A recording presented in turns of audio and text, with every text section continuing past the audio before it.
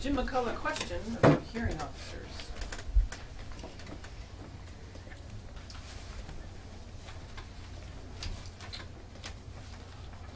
Ellen Czajkowski, Office of Legislative Counsel. Yes, we are on the sort of board draft, page 14. I don't remember specifically what his question was, but we were talking about hearing officers. I think he was questioning the need for them.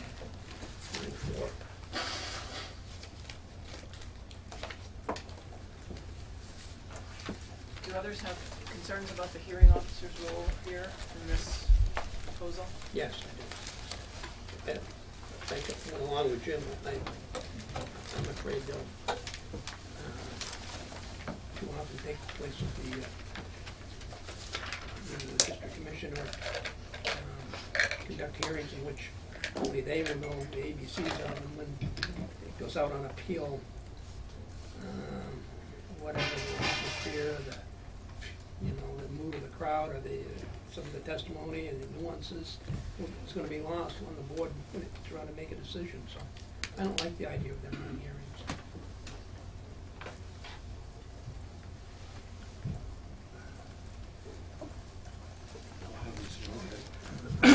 I guess my question is, a hearing officer would typically hear, am I right in assuming they would hear a major that's not complicated? That's sort of the role for a hearing officer in this scenario? I don't think necessarily that distinction isn't made in the language. Well, I understand that, but in practice, would that typically be the case?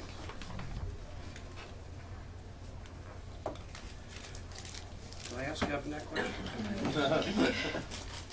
Well, they don't, do you use hearing officers now? Yeah, that's the thing. I mean, from the Natural Resources Board, we don't have hearing officers now, so it's probably a practice that we would have to develop after knowing exactly what the board is going to look like. I think the sort of the guideline that you just outlined is a sensible one to me, but ultimately it would be up to the board to determine that once it's up and running. So it's a little difficult to, Well, I understand. yeah. Gerry? I just want to point out on lines 9 and 10 in this discussion, it puts some sideboards over the expectation of that hearing officer. That hearing officer, it will be participating in the hearing process and reporting on his or her findings of fact. So the decision making is still rendered by the board as described in lines 12 and 13. It's just that it provides a service for the board by ascertaining the actual findings of fact of the case. And findings of fact, as you know, would be used to establish the project itself, the terms of the project, and typically the decisions are based on those findings of fact. And just I'm repeating myself, but I see that this is just a tool in the toolkit. The board doesn't need to use hearing officers. It just provides them the opportunity should they want to find an efficient way of managing workload. I just have a question in 12 and 13, lines 12 and 13. Judgment on those findings shall be rendered only by a majority of the board and the district commissioners. In this instance, wouldn't the district commissioners be part of the board? Because I think a hearing officer would only be used for a major. So this is contemplating that the group is made up of the 3 board and the 2. As I referenced earlier, it's tricky because unless you want the board to always include district commissioners, including when they do rulemaking or some of their other duties, then you list them separately. Okay. Jim, we're talking about hearing officers, and you had brought them up. Sorry, you're sneezing. Having missed the discussion, my apologies. You didn't really. We were waiting. We just got started. Even greater apologies. I just don't want to have them. I don't think there's a need for them, and I think we've gotten testimony from the boatload of people who don't want anything to do with this whole board process, piled on by saying, and hearing officers, really? You know, maybe it's another tool in the toolbox, but I don't think we had supporting testimony that said people wanted it, and so yeah, that's where I still am after lunch. Okay. Well, I haven't had lunch yet, but. You know, I just don't think we should have such a harsh reaction against them. As I mentioned, they're a tool in a toolkit. They don't have to be used. But we are talking about a state entity, the Natural Resources Board. There's always a finite amount of resources available to any state agency or state board. And this just becomes another way for the board to be able to use its staff to serve in a way of managing workload. I don't think we should worry about having a tool. They're not making the final decisions. They're teasing out the findings of fact by which decisions are made, upon which decisions are made. Well, I think they will render a decision, and that's one of the problems. It won't be a decision that's binding. The board then will make its own mind without ever hearing the testimony of what was offered at the actual hearing. And I know in one case anyway, where the hearing officer in a PUC case, you know, had very strong reasons behind his decision, but that just got tossed out. And I don't think that's fair to the people, either the applicant or the people who are maybe opposed to the project. I don't see the need for it. I think there's a case to be made for if we're standing this up and we're gonna show that it's not a PUC-like process, then we shouldn't mirror a PUC process. And we should have confidence, and in the 2-year check-in, they can come back and say to us, we need hearing officers. Or not, but I think, I'm hearing a lot of caution around the table around this, being true to what I think many of us want it to be, which is accessible to the people who live in this region. And there's concerns about the hearing officer. Jim? Very quickly, I totally agree, and I'll just remind people, a taser is a tool in the toolbox as well. Whose toolbox? The gendarme. Would you like a counter argument to that, or the counter argument I think addresses your earlier concern about whether the board has capacity to travel to all 9 districts to hear 40 cases a year. I don't know. Yep.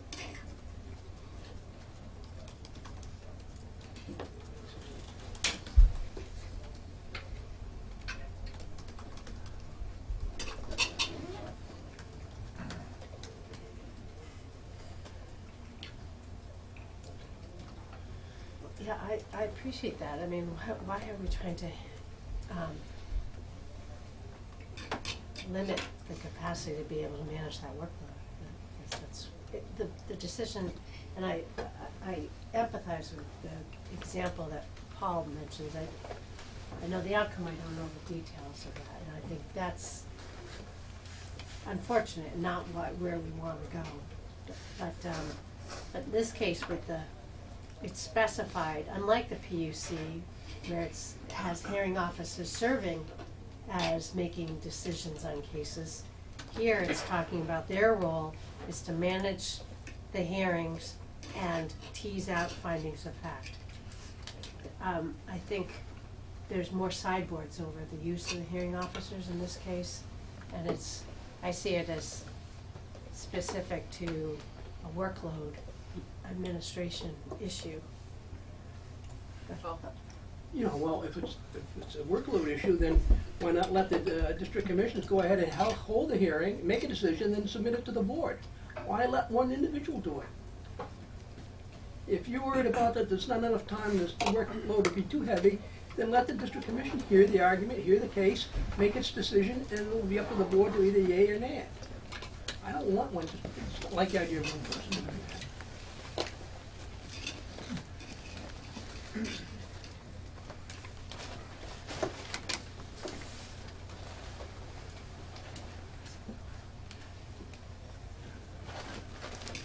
Carol?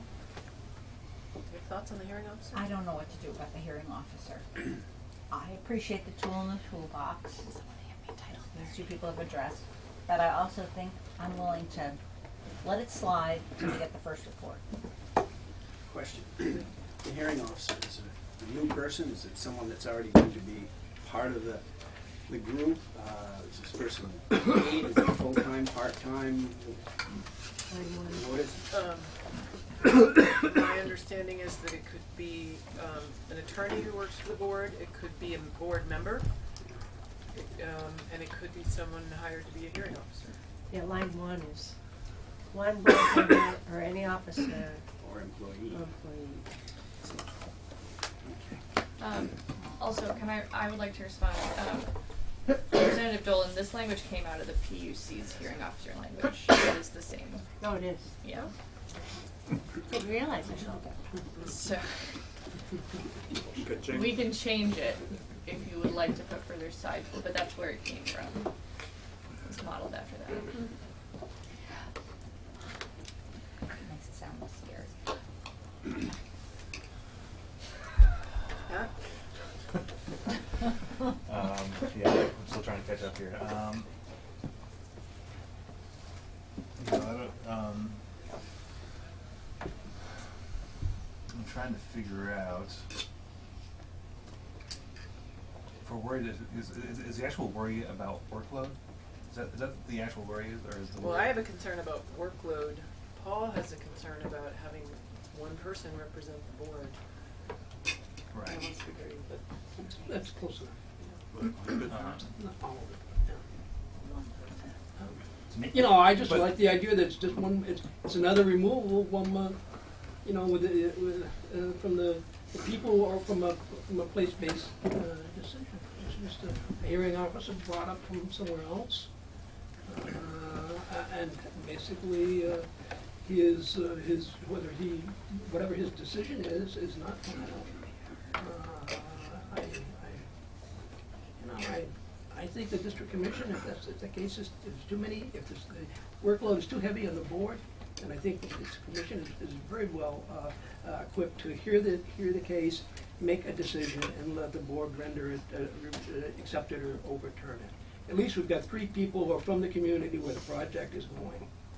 With a hearing officer, you don't have that. In today's Act 250, as it stands today, is there any place anywhere that there is a hearing officer? I don't believe so, no.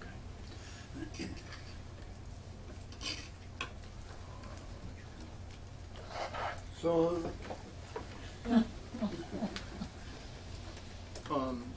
Matt was asking for various rationales, and for my part, there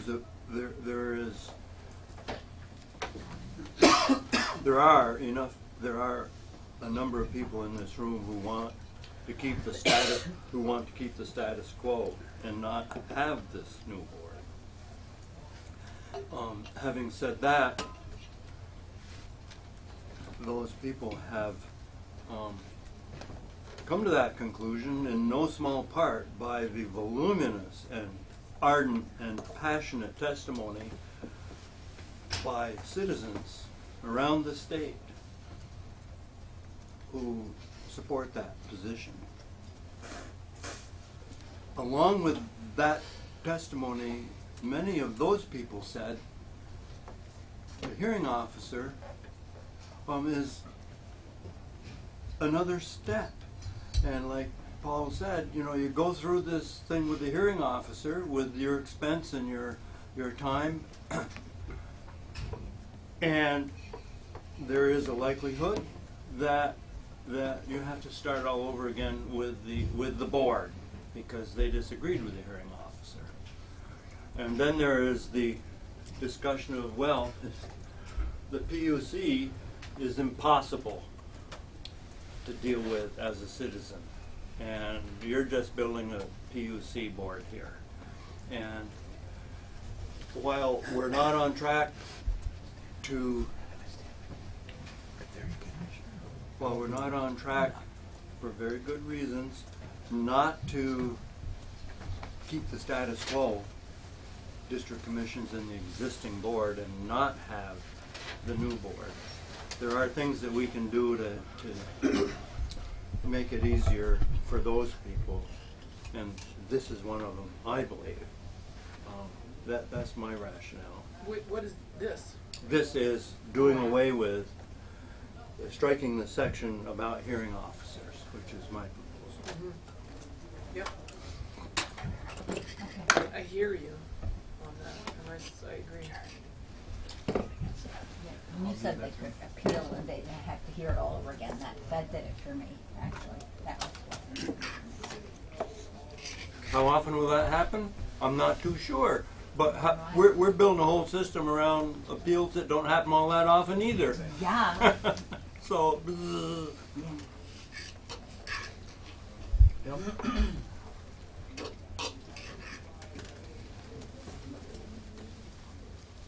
Okay, I'm hearing that we're gonna strike hearing officers. Hi, Kai. You going? You want me to go? No, I was just in agreement. Agreeing. Obviously, I don't talk about it, but. Are we just afraid of change? You know, I mean, we're assuming all this stuff. It's an assumption that the hearing officer is going to. And we don't know for sure. So let's just strike it and get rid of it, right? That's not for me. I'd like to build, you know, I think a hearing officer might help out more so than not help out. So, I think you're right. I think some people are afraid of change, which is a lot of the pushback that we've been hearing. yeah. But also, like, there's something to be said with the, you know, it's better to know the devil you do know than the devil you don't, you know. So. Carol? For me, you know, I wasn't sure. I like the tool in the toolbox. People who would be on it, I would agree with that, and I thought, But then when Jim said, you know, if they have the hearing before the hearing officer, they don't like it, and they go to the board, to the district commission or the board, there's 2 hearings there. And the whole thing, but one of the things we're trying to do is not make people go through too much. But we don't know that for sure. We know for sure, if we have a hearing officer and you don't like the decision of it, then you start again with the. Yeah. So this does leave the decision with the board, and the hearing officer is doing findings of fact and holding the hearing, I guess, in the region. Yeah, okay, so he So might not have. I think to she Paul's might not point, have the rest of the board may not be there to hear testimony and Yeah. participate. And I think Right. that's important, that's Yeah. significant. So I think, But if the whole board, if the person wanted to dispute a finding of fact or something that the hearing officer decided or said was true, they would have to start over or possibly. Anyway, that's where I'm going. That did it for me. And it wasn't because I'm not afraid of change. The whole thing has changed. This entire thing has changed. So, I mean, I'm working hard on this.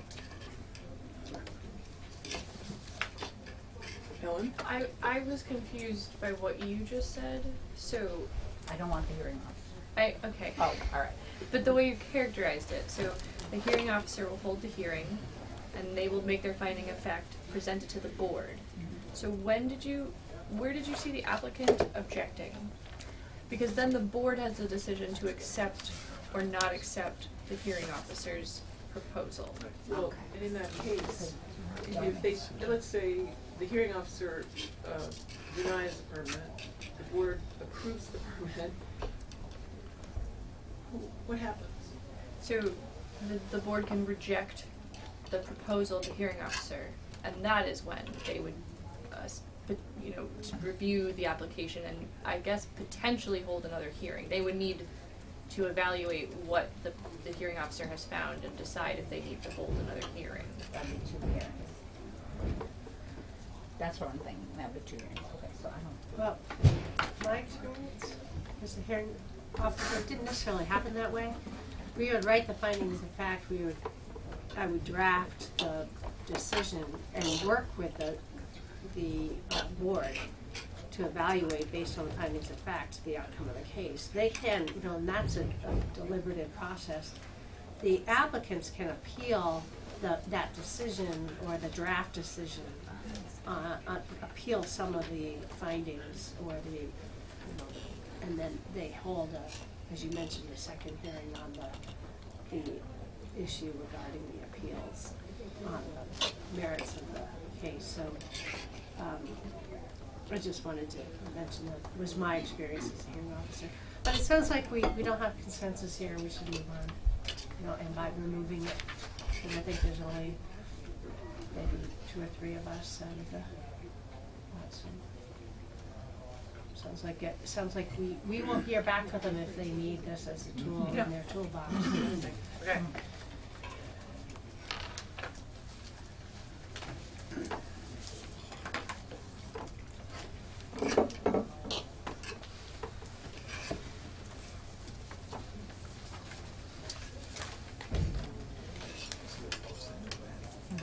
So then we would start at line 14F, is that true?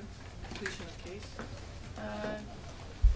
We were just in whenever you had questions.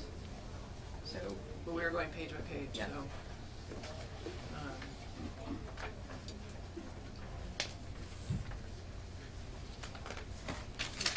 I do have a question about this, and it's because it says, a case is deemed completed when the board or district commissioners enter a final decision, even if it's appealed to the Supreme Court and remanded by that court. So what does that complete decision, what kind of weight does it have if it gets remanded? I mean, what kind of weight are we talking? What happens with it?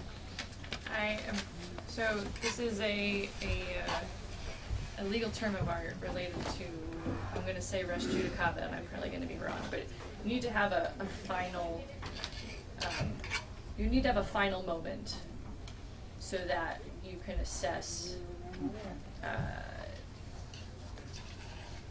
double jeopardy. That's not, I'm gonna withdraw everything I just said. You need to have a final moment. So even though there is an appeal taken, the case has to be deemed final at some point. And I want to look to an attorney to more clearly articulate that if you have. Matt? We talked about this language the last time we talked. We did? Yeah, Oh, this yeah, language so hasn't again. changed, but So I think this language historically has been used in the sections where you're talking about a board member whose term has expired or is otherwise going off of a case to basically talk about, they basically remain as sort of a retired member or on the board until such time as the case is completed under this. And then you allow them to come off of that particular matter, and if there's a remand back from the Supreme Court, that the new board member would be sitting there on remand and hearing whatever the remand is. So Okay, it's a temporal transition in board members. I think that's how it's been used in other areas. Say that one more time, a temporary what? It's a temporal sort of like, Temporal. yeah. Okay.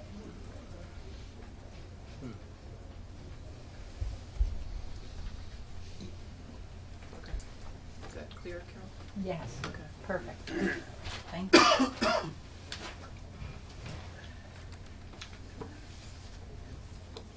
Anything else on this page 14?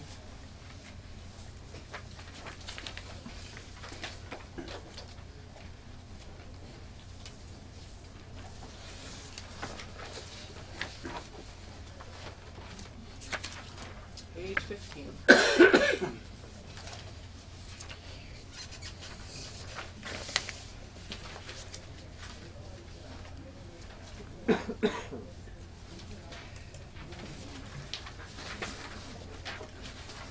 Page 16.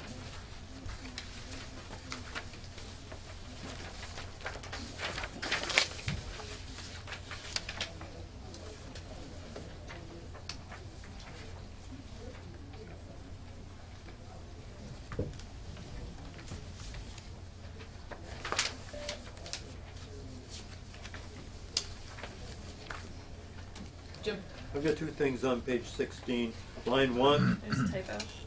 Oh, just wondering Yes. if we wanted to put commission in. yes. Yeah, we do. And, There's another typo on line 11, or 7. okay, I missed that one. Okay. I'm proud to say. My policy issue on line 11. Do we want this alleged injury to be to a person of particularized interest? That's a very high bar, and so I'm thinking maybe, Ellen, if you would give us what that really means, and then versus a person. Nope. I don't know if I. Well, particularized interest is defined in the statute, and it's how you get party status. And we have taken Okay. testimony on changing that. And I'm just looking at some of that testimony. Standing ability to participate. Any adjoining property owner or other person who has a particularized interest protected by this chapter is section 6085 C1E. And this testimony suggests that it should just be who has an interest. And we should strike particularized interest protected by this chapter. That's a different section, but that's to address issues around getting party status and making it easier.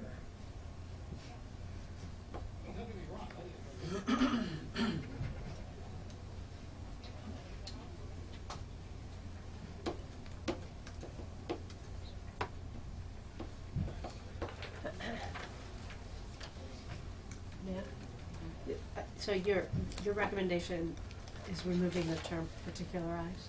I'm putting Because it out- that- I'm putting it out for discussion. That was my perspective too, I thought that makes sense.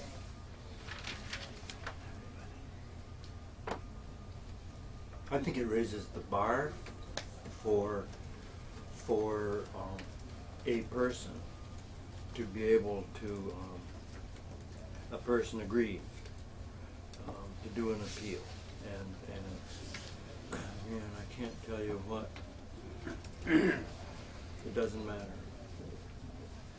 100 years ago, we went through this in another venue. And my recollection is we wanted to keep the public participation as easy as was reasonably possible.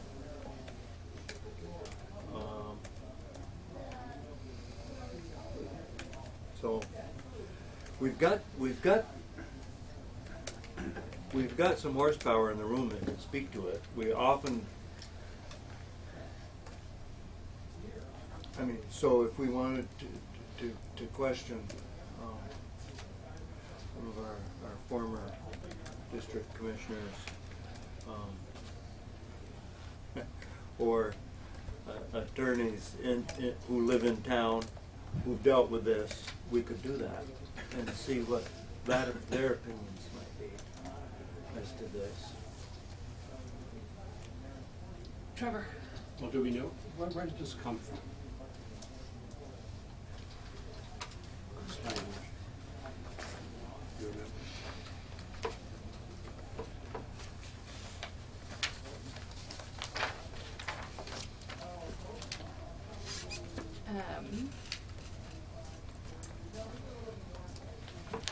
I believe it was in the joint proposal language, but I suspect it is in existing. I don't know. I need a minute to look.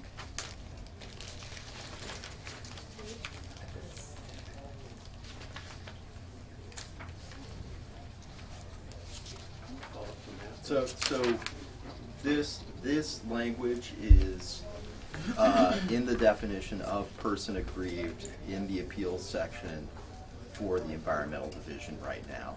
So a person aggrieved is a person who alleges an injury to a particularized interest protected by the law that is subject to the appeal. And really it's saying that you have to show that you have some personal harm and stake in the matter in order to bring the appeal. It's how we commonly formulate standing to sue. For any situation, not just Act 250. Correct. Evan. Yeah, and to the degree that this is helpful, Evan from the NRB, the particularized interest standard is one that has been used in Act 250 for a long time for determining party status. And I think the theory behind it is that you need to show an interest that you have in this project that's specific to you, as opposed to an interest that the general public would share. And the reason for that requirement is twofold. One, we don't want someone asserting the interests of somebody else. So I live in Burlington and I don't like this project down in Bennington and I have an interest even though I'm several hundred miles away. That would be one reason. And the other reason is you have all of these statutory parties that are creatures of legislative action, like the Agency of Natural Resources, the regional planning commissions, the municipalities, that are supposed to take on the role of advocating for the interests of the general populations that they serve. So they're already there representing the generalized interests of the communities. So if a single person or group of people want to participate, they should then show an interest that they want to advocate for that's particular to them. And that standard does have roots in the constitutional standing requirement.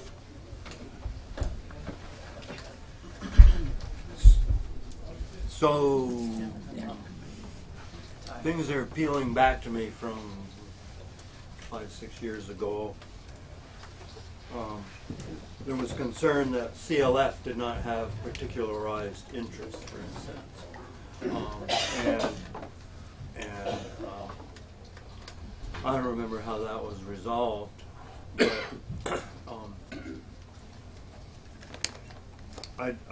I would want our environmental watchdogs, CLF, VNRC, Sierra Club, to be able to opine as a person aggrieved. And it may be, we still haven't gotten a definition. The word or the phrase was used in a definition, but of a person aggrieved, but the particularized interest part itself needed a definition, or needs one, and I think there is one, and I think it may be in the discussion that Matt brought out, like the water running off of this project's running right into my cellar. That's a real particularized interest. But if I, as a person who isn't an abutter, who is an ardent interest in the environment in my district commission's area, are we prohibiting them from testifying or becoming a party? Can we hear from Evan on this? So there'd be two options in that situation. One, an entity like CLF may not meet the existing standard, and there is a definition of it, but it's a definition that exists in case law. I tried to summarize it a moment ago to the best that I could. But what CLF could do, or any other NGO, is find someone who does have a particularized interest and fund their case and consult with them behind the scenes.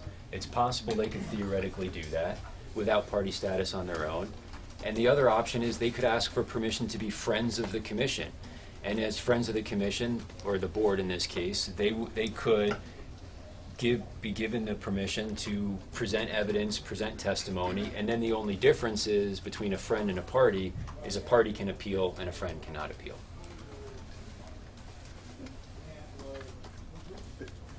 No, the word only doesn't quite do that justice.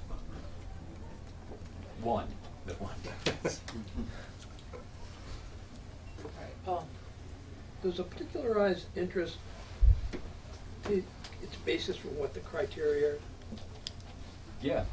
Basically has to be judged on what the criteria is. It has to be linked, so you have to show that your particularized interest is, the phrase that the courts use and the commissions, is protected by one or more criteria that you're seeking party status under. So the stormwater example, that would be likely the person showing, the stormwater's flowing into their cellar.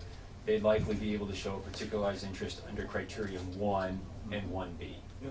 And get party status under those two criteria.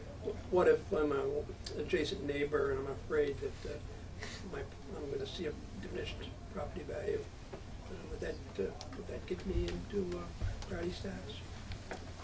Diminishment in the property value. Well, if you're an adjacent neighbor, you're already a. Yeah, you probably, I mean, maybe for example, I mean, I don't know that the diminished property value itself could get you there, but for example, let's say your argument was, I have concerns because the aesthetic impacts of this project might diminish my property value. That might be enough to get you to party status under criterion 8, which analyzes aesthetics, and then you can participate in the conversation about how to mitigate or minimize those aesthetic impacts. Thank you. All right, I think we. May I ask a question on this? I mean, this is really an interesting question. But I wonder, I mean, we're entering this realm of having a finite number of forest blocks, connected habitat, if I may use the term critical resource areas, that they're finite, and it's, we have all environmental laws around protecting them, because when they're gone, it's a huge impact. And so there are these, and I wonder whether our bar is just too high for allowing party status. When I look at, on the federal level, we use interested persons as opposed to particular interest. And so, in that way, it's trying to provide a system that's going to work for people, to be able to articulate why it is that a particular project may in fact fail to meet the criteria we lay out in Act 250. What a shame it would be to have a system of laws where we can't even get to that question because we're caught up on this party status question. And so I wonder, to the extent to which, if we eliminate the term particularized, or if we rephrase it to mean a person who has an interest, that may be associated with the act or decision of the board, may serve the greater public good of making sure that we're providing for party status on these important topics. I see it as equivalent to what we see on the federal level, and we're in the modernization of Act 250, where it's no longer water in the basement, but we're looking at the potential loss of important resources to the public, whether you're a hunter or a bird watcher, whether you're a logger or just a tourist or resident, wanting clean air and clean water. It seems to me that part of that modernization may be rethinking this party status question and allow for party status, so as to have better decisions that are going to be more, in the long run, more thoughtful about this and future generations and the resources available to them. So, I'm going to ask folks who have more tangible experience with this, Mr. Tarrant or Mr. Stanek, or I don't want to put you on the spot, but if you can comment on if this is still an issue around people seeking party status and not gaining it, and provide some of your experience to us, that would be helpful. You want me to go, Ed, or do you want to go? This has always been an issue in contested cases. An applicant tries to keep out interested persons, and they would require that they meet the standard. I think an example, in Montpelier, there's a parking garage that's being appealed to the Environmental Division. I think something like 44 people signed a petition that live in Montpelier that were against it. And I think they were all excluded but 2 because they didn't live close enough to have a particularized interest. I'd ask we go back and check because I didn't look at this before, but I know I'm pretty sure there's only 2 people left out of the 44 that signed up the petition against it. Particularized interest is something that anyone who's gone through Act 250 has to deal with that. And when you have a client and you identify the issues, you have to understand that those issues need to affect that potential interested person. Judge Wright used to say, and she was a environmental court judge for a long time. She used to evaluate particularized interest. If you can't see it, hear it, or feel it, you don't have a particularized interest. Whether it's aesthetics, or whether it's water in your basement, or it's noise or air, you can't breathe it. You have to be able to meet those kind of generic standards. I don't think it's sufficient in today's age to simply say, well, CLF or VNRC will fund someone. They don't do that often. They're not there to lend out money that way, I don't think. I'm not aware of it. They have an interest. They want to go in and have their name on it and fight it. And they have to meet this. It's difficult sometimes. I think these groups have to find people in the neighborhood who are members to demonstrate that they have a particularized interest, because members are affected. If VNRC's members, 95% were out of state and 5% were in the southern and northern part, they would not be able to get standing on an issue in Montpelier, even though they're a state entity.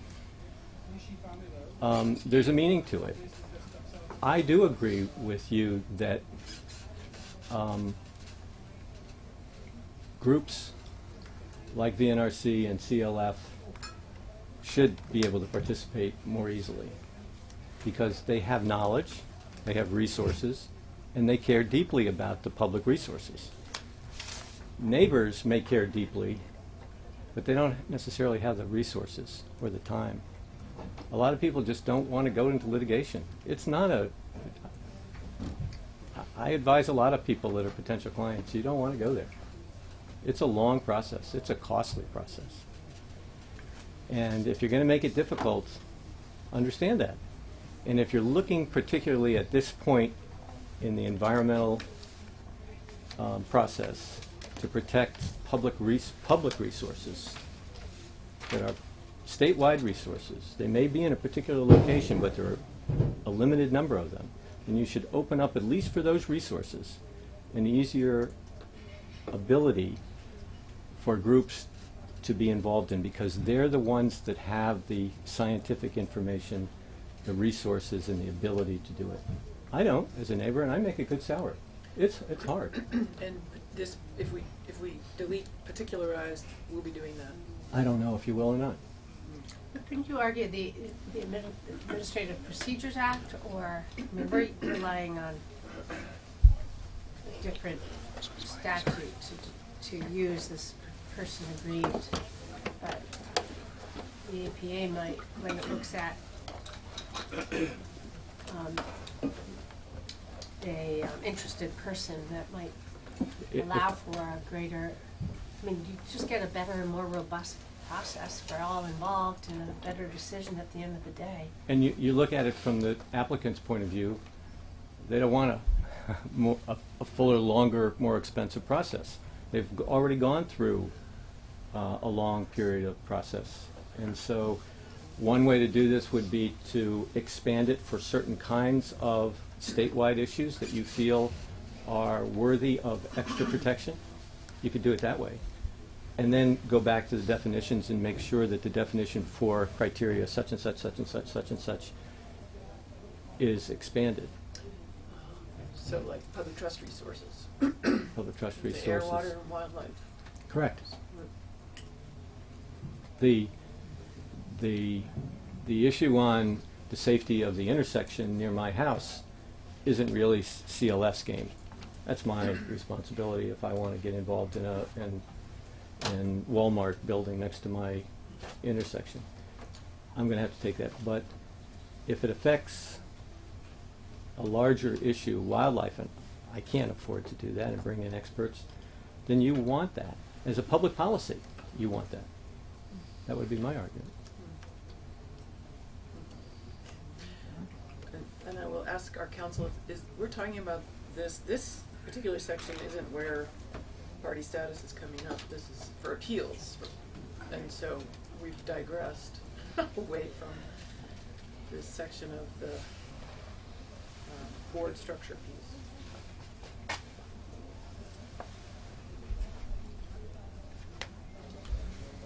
Jim? Yes to that. It is for the appeals, but it's applicable to both sections. Yeah. Yeah, and if we are to take particularized interest out, it would come out of both sections. My opinion.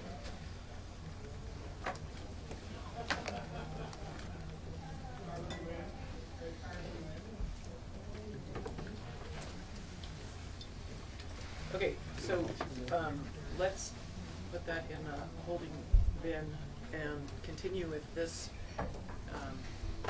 review of the board structure. We may or may not change particularized interests, but let's finish this. If you're not going to go there, I'll go. Anything else on 16?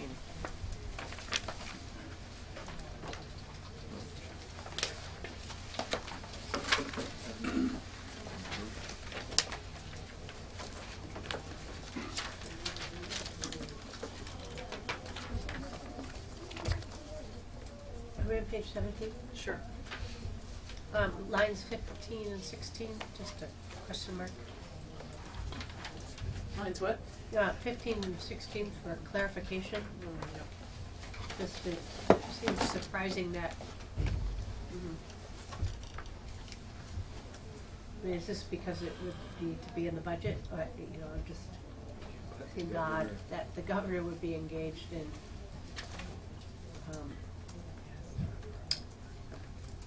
staffing questions, unless it's a bigger, broader question about budget.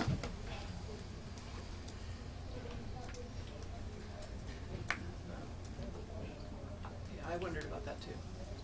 So it seems unlikely the governor's gonna be involved at this level. And so is that just a stand-in for the secretary or other, I mean, yeah. That came from the joint language, so I'm asking you, Matt. So historically, in all the Build Back proposals, there was a requirement to get, if you're hiring outside experts, to get governor's office approval for it. So it requires an agency to basically brief up, request permission, and get permission for those staffing resources. Does that happen other places? It happens in the PUC. I believe it also is the case with we have authority in A&R to do Build Back as well, and I believe it also applies there. Yeah. Jim? I can understand why an agency of the governor's would want to ask the governor's permission, can we do this, because they're answerable to the governor. This is Act 250, separate from the governor, in a very different way than an agency. And it just seems to me that while that ask is appropriate for the Agency of Natural Resources, or pick another agency to just check with their boss and say, you all right with this, boss? And so that's likely how this language got generated. But for Act 250, Build Back to Act 250, I would say no. And a real life story probably 8 years ago or better, when Fish and Wildlife Commissioner Wayne LaRoche put in many hours with our committee to find a way to raise more money. Suddenly the governor said we don't need any more money. And Wayne LaRoche, Commissioner LaRoche said, oh my God, we don't need any money. That's where the boss comes in. That's what happens. This is Act 250. I don't want the boss to have his fingers in that cookie jar. Did you want to say something? Strike it. I was just going to clarify, just so everyone, so this particular provision with respect to governor's approval, if you look at line 14, it applies to the agencies and not to the board. So I think to the extent you said that, so this is limited in its scope, not to the board, but to the agencies who are also requesting buildback authority. Oh. May I ask a follow-up question? Yes. Perhaps this is more suited to you, Counsel. We had heard testimony from the Department of Fish and Wildlife that may be pulling back from Act 250 because of limited resources. And we were looking to build back as a mechanism to be able to afford their time, because their engagement, we heard their testimony, I think all of us were at awe and appreciation of the hard work of that department and the staff. Our interest obviously is to be able to have their expertise utilized in the context of Act 250 in the future. And can you help us figure out how to be able to ensure that the resources could be there, especially on critically important Act 250 cases, so that we We can. talked about this yesterday, and this was the solution. But this language may result in, I get that, finite budgets, but. So to be clear, just so subdivision 1 deals with outside experts that the agency is hiring to participate in a proceeding. Subdivision 2 deals with billback for staff resources. Some of the provisions that are in subdivision 1, including the governor's approval, are not present in subdivision 2, and that again I think is to address some of the committee's concerns and to expedite the process to ensure that agencies participating in this, if they're using staff resources, that those staff resources can get reimbursed. Thank you for that clarification.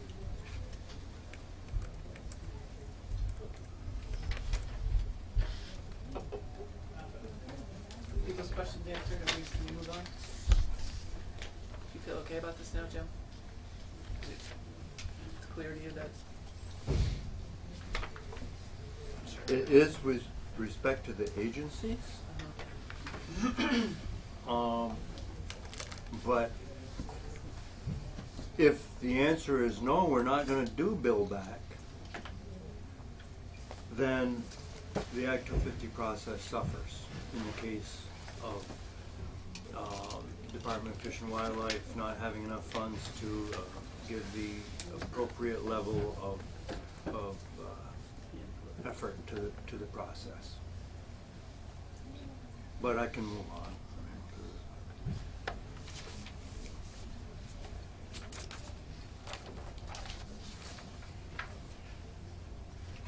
Okay. So, great. Page 18.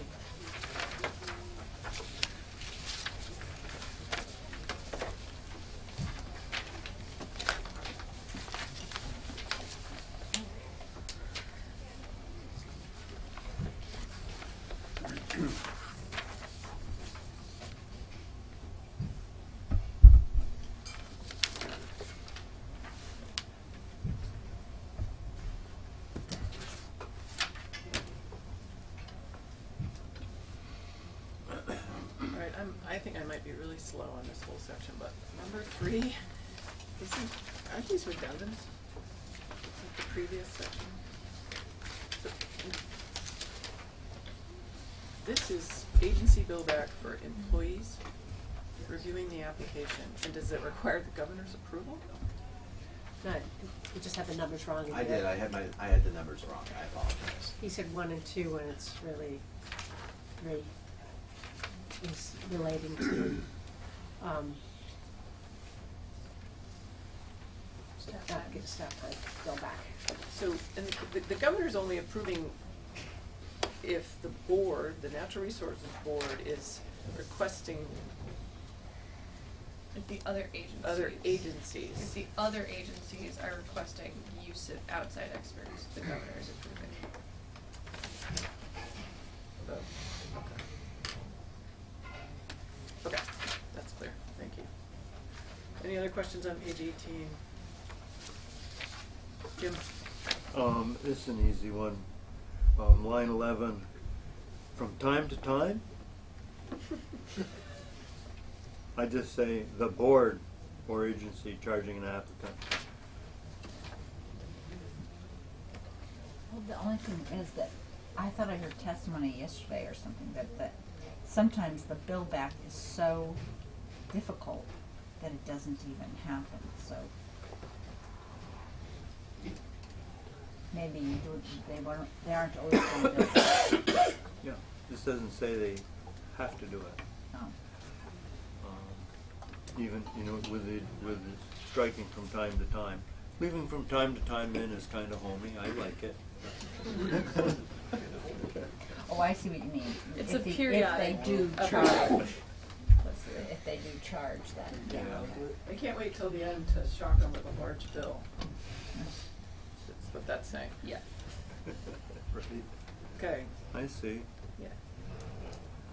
Yeah, I agree. Well, that, time to time, yeah, it's a charming phrase. It is charming.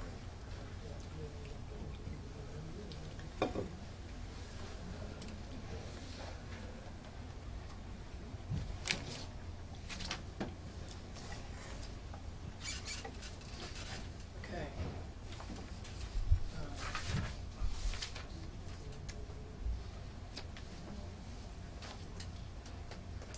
Anything on 19?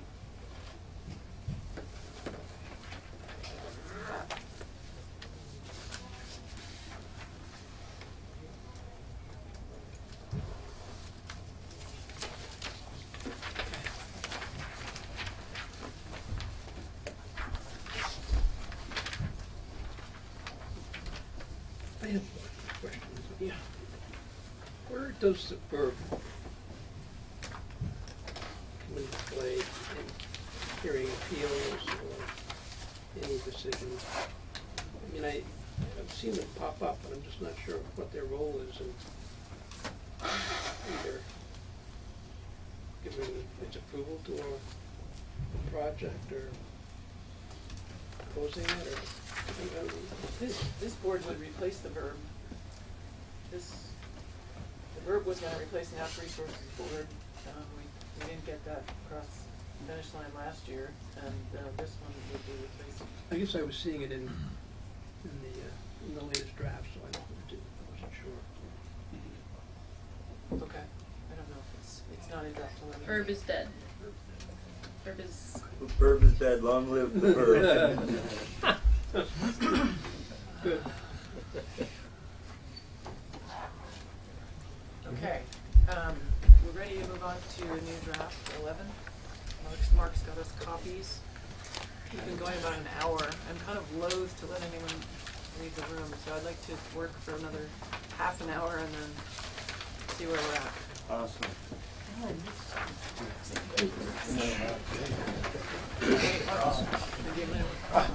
You can just pass Did I it. mention that? All right, oh, you're, I see we got a chain going, all right. Hot off the press. That should, Just it. okay. Did you get one? Oh, hey, we're down to 95. That's for Ellen. Yeah. Sorry. Please, I need it. We don't have enough pages. Oh, it's not yellow. You could get I- to 94. It's okay. Killing trees, we don't need to color. It's cheaper when you print in black and white. That would have to check. You're right. Clear and. Yep. Yes.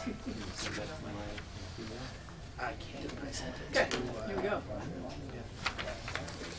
All right, So we're looking at. draft 11.1. Here it is. All in favor? All right, so I did begin to update the purpose section on the first page. It is mostly up to date, although there might be a few things missing. But so yes, because in the last draft it was caught that there were old things that are no longer there, so it's almost up to date. Do you want me to walk through them or? Purpose? Yeah. I don't think so. I think we need to Okay. go to the changes. All right. Well, so actually, so this draft contained the new language from the last draft, essentially yesterday and Friday, Last week, yeah. is in yellow Or gray. or gray. It's Highlighted in highlighted so that that's what we can focus on. So you notice that it's only 95 pages as opposed to 103. We lost a lot of pages in cutting down on the appeal section, but the trade-off is that I had to add the word board to a lot of sections, where currently it just says the district commission shall do blank. So now I've added the board because both the board and the district commission are issuing permits. So that added some pages, but not a ton of substance. So one of the things that is something that you need to discuss right away is starting on page 3. This draft contains the joint proposals language on a municipal planning review study committee. But it also contains all of your language about those things that are going to be studied, because I was confused Well, we're as to gonna which. Split some. Right. Yep. So they're all still in here, so you do have to make that choice. So we can either look at it in this draft, or we can pull up the side-by-side language on your green chart, whichever would if. Yep. If It's you also in black and white. Okay. Do you want to look at the side by side, or because it's all in one place, or do you want to use draft 11.1?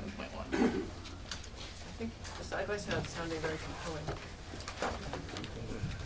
Because how many places is it? It's I think it's 5 or 6 separate sections. I've mastered the Japanese backwards book.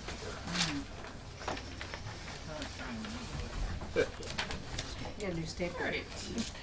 So in the side by side of the joint proposal in your bill, it's at the bottom of page 14.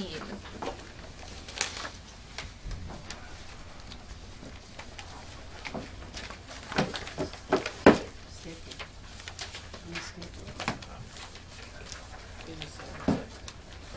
Like this.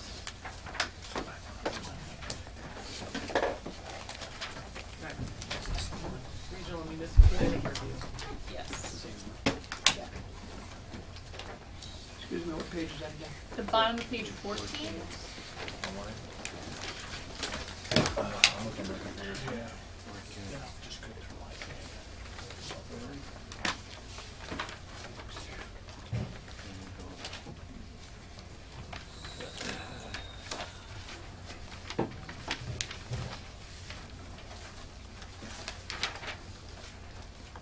So, as we've discussed before,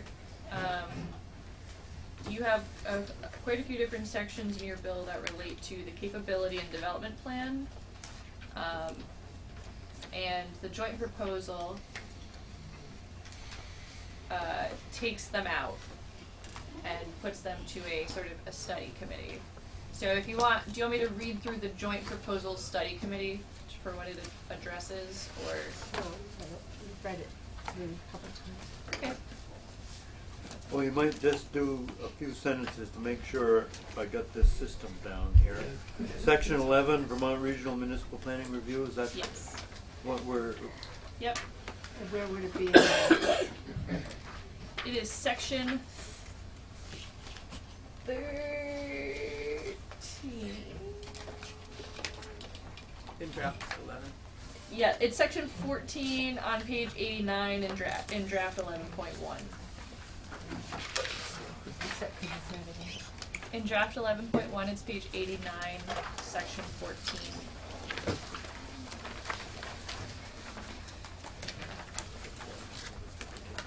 So all of these recommendations came out of the Commission on Act 250's report. And the question for us as a committee is, you know, how many of them do we think are ready to include and make the board implement versus how many need to actually be studied further? That's what we're deciding right now. And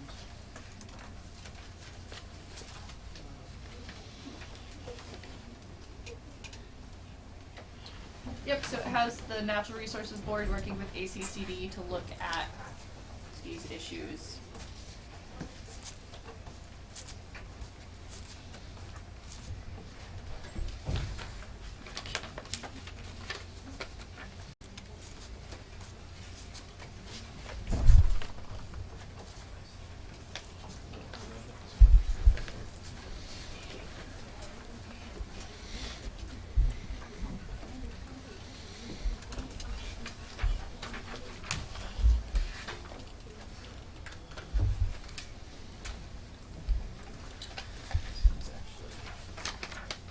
Gerry, this one's that's for Gerry.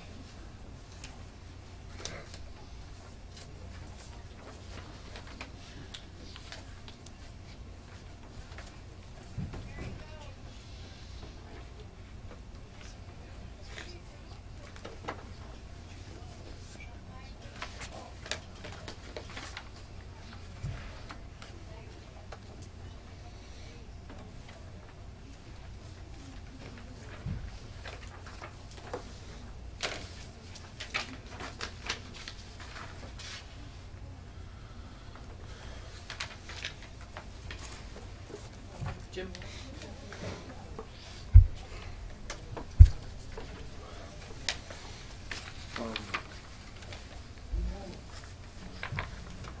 I say yes to section 11 for municipal planning.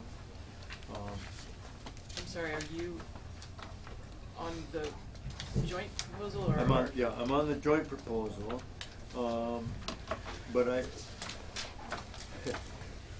I've just read through it and I think that works. I probably need to read through the side-by-side purpose construction, which I just initially think like, really, that's, so I'll just do my first part of this. I like this as a study. I do not feel informed enough to say yes to 1, yes to 2, no to 3 or 4, and yes to 5, and so on. It's a study. So I like that part. So I like that. But for the rest of the story, says Paul Harvey, you better read the other side, Jim. I have in my notes no to the joint and yes to the Harvard.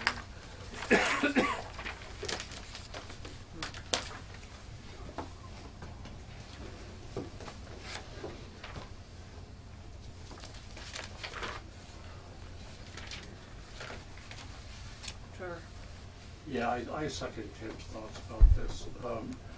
I would have a hard time also trying to pick or choose which we should take one direction versus another direction. The items under the capability of his, I'm trying to think of what the name of these are, the greenhouse gas emissions and ecosystem protection, that part of our piece is in the bill, right? In our committee bill. I support the idea of this being a plan report, recommendations.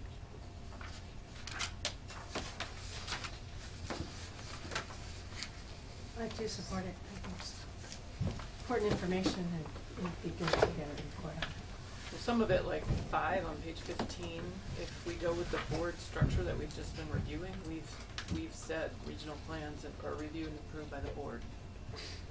So some of it is needing to be specifically included.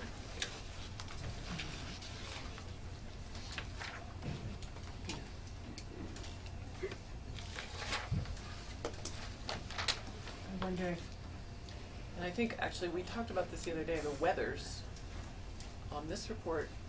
I feel like the report is abdicating decisions around policy, and that we should say, if we go with the study, I don't think I need studies on all of it, so I mean, it's gonna be more like how Well, it's verbiage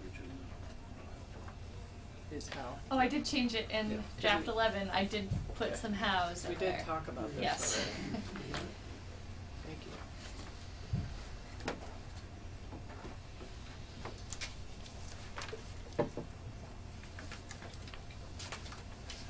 Question. Jim, Did we, I'm thinking we did, I'll be disabused of that, in an earlier look at this, I'm thinking there was reasonable discussion that indicated we would take from our proposal on page 15, climate change poses serious risk to human health and safety and on, and plunk it into the proposed joint proposal, which sort of gives them direction and rationale about, you know, really what it is they're doing when they're looking at these various things. And again, with the ecosystem protection and utilization of natural resources, that underlying language as well. I think maybe you might be conflating two things, Jim. Right. You did have a discussion last week if your committee bill should have a findings section. And I didn't know where we landed on that. As opposed, because we had a discussion about whether amending the findings section of the capability and development plan was something you wanted to do, or if this bill should just have its own findings section, or if you should have it be studied. Well, I think right now I'm leaning towards having these first, the two changes, 20 and 2, the way we originally had it, which is updating the capability and development plan findings from 1973.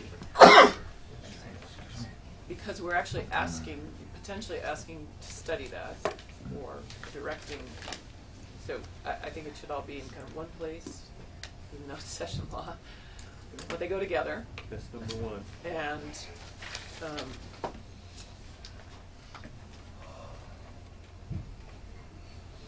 yeah, and then that's, we said amend, I have a note here, amend findings. So I think they should stay the way they are. The conversation was around, did it make sense to have our own findings or to update past findings? Right. I don't think it matters, I just think we do one or the other. 'Cause Yeah. they're gonna be part of our statutory changes, Good.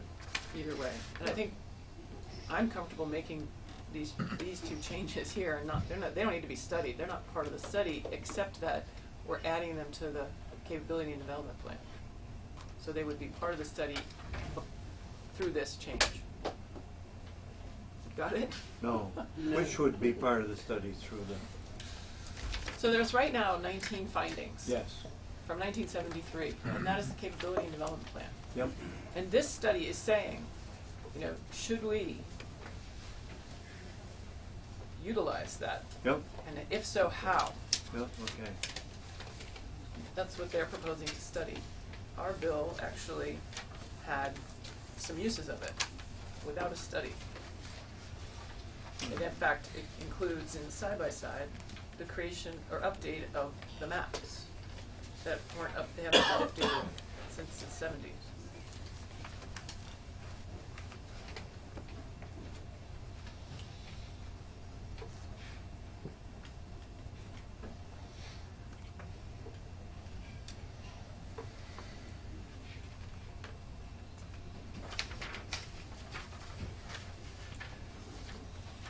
So the brave little hamlet is unsure of what the chair's recommend is. Well, I'll start with my recommend Yeah. that I'm certain of, which is that 2 and 20 should be updating the findings. 2 and 20. On the right-hand side, ecosystem protection Yeah. and utilization of natural resources. 2. And, sorry, I'm losing my page place here.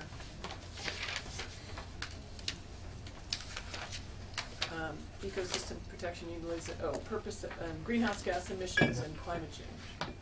Uh-huh. So the way it says here, I would keep our purpose section, I would keep the greenhouse gas emissions and climate change in, and I would add, and I would update number 2. Yeah. I'm curious what number 1 is. I've recently read the list, but now I don't remember. It is.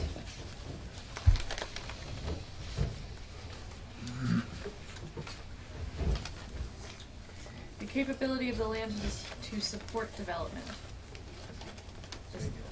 The capability of the land to support development, that's the short. Number 1. Yeah. It's in the big binder if Yeah. you want, That's or okay. on the No, internet. short is fine. Okay. And then ours goes on to direct them to make maps supporting the capability and development plan. And the agency, the joint proposal is saying, you should study it.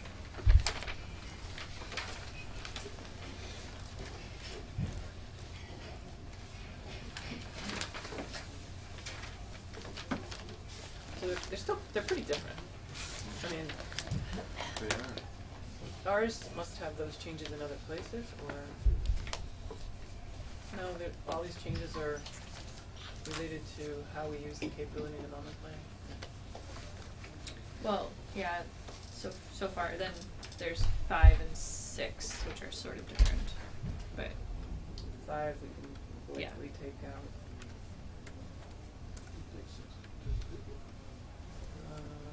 No. Well, I mean, whether 6 is.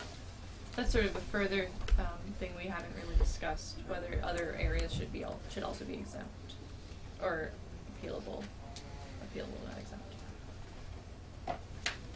Okay. So, I've heard a couple people say they like to study. I like to study.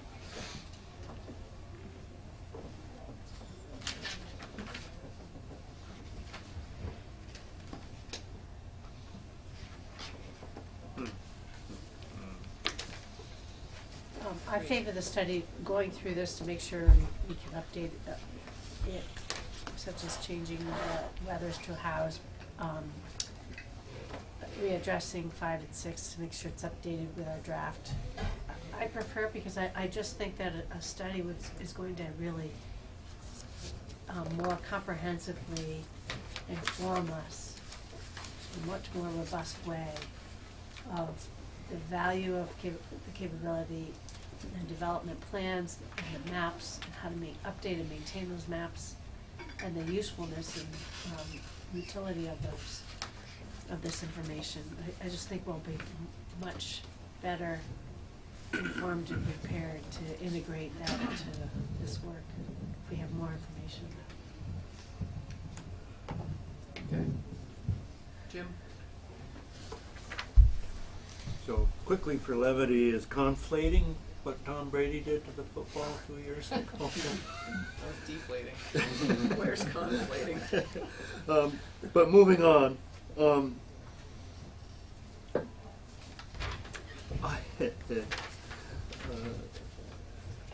Solomon had to cut the baby in half I'm guessing what I think I understood was I was conflating, but even so with our language here as a preface to the study, I think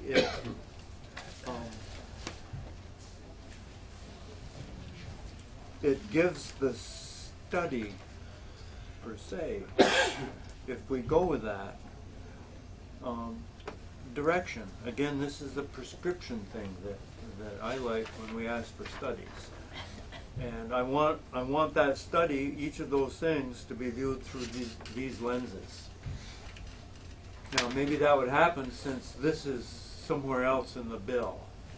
It will happen because they're updating the capability and development plan, which is what the study is studying. Okay, all right. I mean, some of the study. Yeah.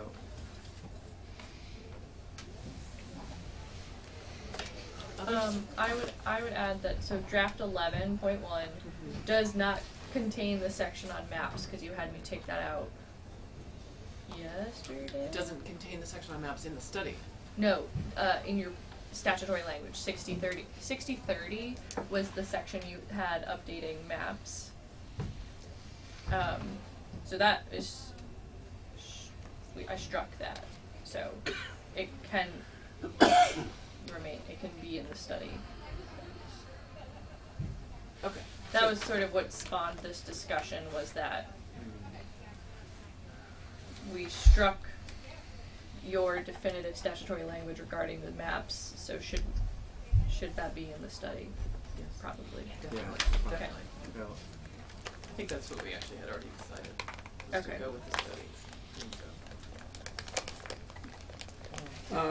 Are we keeping up the committee bill, when it talked about climate change? Are we putting that within the joint proposal now, making it part of the joint proposal?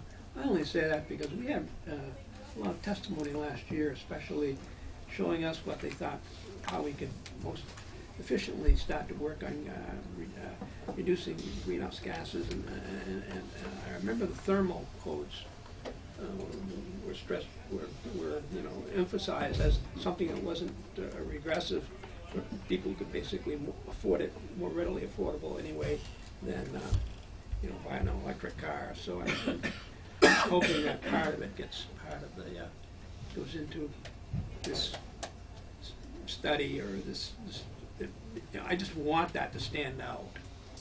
I think it will, and so it'll be a finding that we add to statute, and then because it's going to go in the capability development plan, which this study is going to study, it'll be part of that. Okay. Gerry. I appreciate Representative Lefebvre's comments. I agree with that. And I think also we should include the language as part of our findings under 2 as well. Because I think these findings are critically important as to why we have Act 250 in the first place.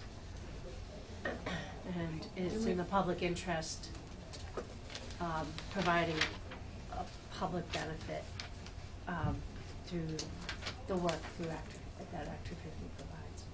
Okay, so I'm hearing support for these being findings and doing a study and deleting number 5 in the study, because we've already directed where those plans will be included. All right, so how about, so the study is going to, so, Good question. Go ahead, sorry. right, no, so in the study, we are going to have That's probably true. bullet number 1, how they should be incorporated into, Are you looking at draft 11? Or are you looking at? it doesn't matter. I'm looking at the language of the study in section, so bullet number 1. I have done some bullets. Okay, I'm sorry, I apologize. I don't know what page or where you are. We're on page 90. Bullet. I just want, there's 6 items. I can do either, I just want to know which one you're using for this conversation. Do you have a preference? No. Okay. So on the side by side, Okay. subdivision 1 is about how or whether or how the capability and development findings should be incorporated into Act 250 and what changes should be made. So, do you want to keep that? Yes, but But we'd say how. how? Yes. Okay. You have that here. Yes. I think it's How? helpful to look at your language. Sure. You want me to go to the No. Let's just keep going. Stay where keep we're going. at. Yeah. The second subdivision is how the state should update the capability and development plan. Yep. You do want that in the study. Yes. Yes. Okay. 3 is the maps, and so we're keeping that also. Although you say weather, and we want to make sure we reflect, how will chapter 115 direct the creation and maintenance of these maps, just for example? It's about the weather. Sure, so, that is a decision, I believe the other day, that was one that you did not want to change because there is discrepancy of whether there is discrepancy about if the agencies would like there to be maps. So if you want it to be how, it can be how.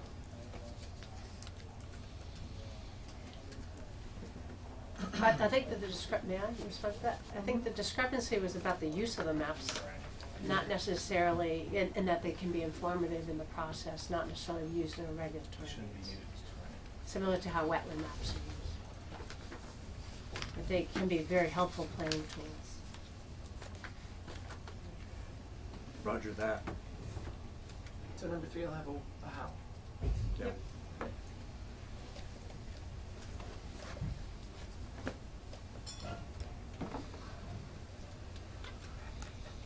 Subdivision 4.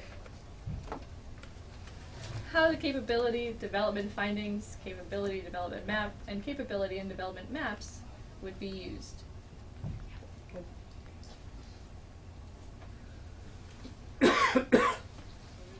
Yes. Okay. 5 we're gonna take out because that's if the regional plans should be approved. I have one question about that. We did have testimony of one regional planning commission who wasn't so thrilled about being asked to this task. And my only question is, we could take it out, or we can ask for an assessment. But I can go either way. We've given the board the authority to approve regional plan. Oh, that's right. For some reason I had the regional planning commission. Okay. Never mind. And then 6, whether designations of growth centers and new town centers should be appealable. The downtowns and new neighborhood development areas are appealable to the board. Yeah. So you want to keep that too? Okay.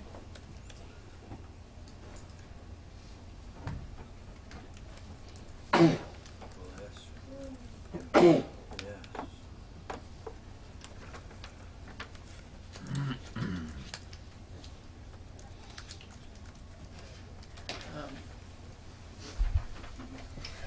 The date for the report?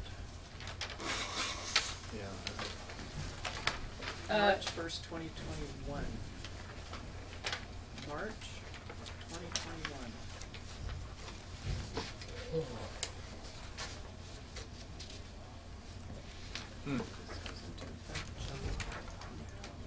So, right, so it requires a draft report in November. December of this year, and that there be a public meeting on the draft report, so then there's time for input. I see. Do you have a date on that? What, Carrie? I didn't see a date. It's the It's first. under It's A in the it's very the first beginning. sentence.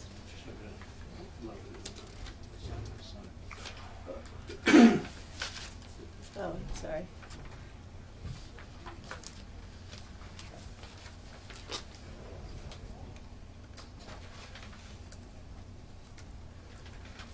Jim? I'm thinking, as a legislator, I don't want it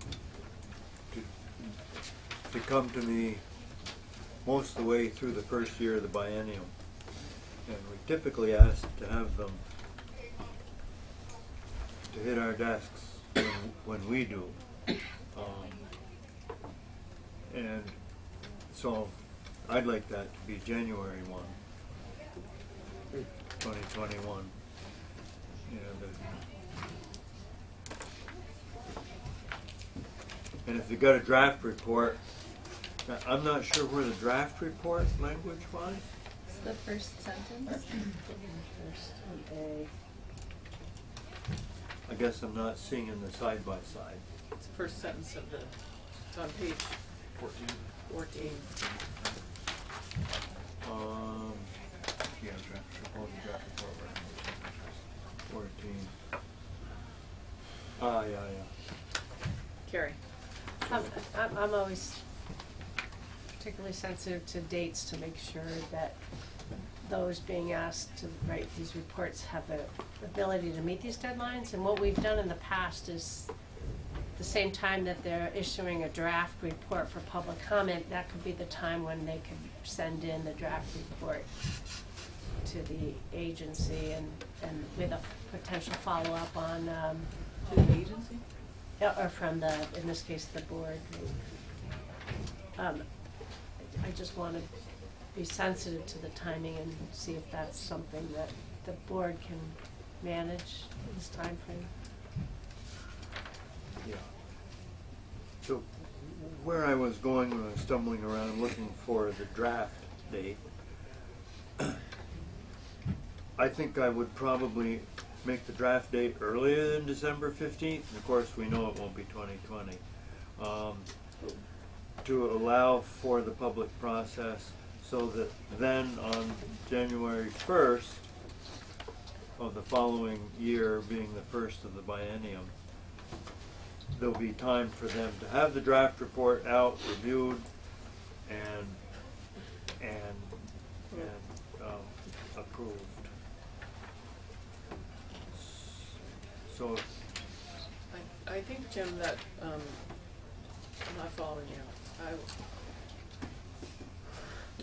So if this bill passes, the effective date would probably be sometime in late May or June. They'll have to, the Natural Resources Board will have to work with the agency to come up with a draft report, and this contemplates within 6 months.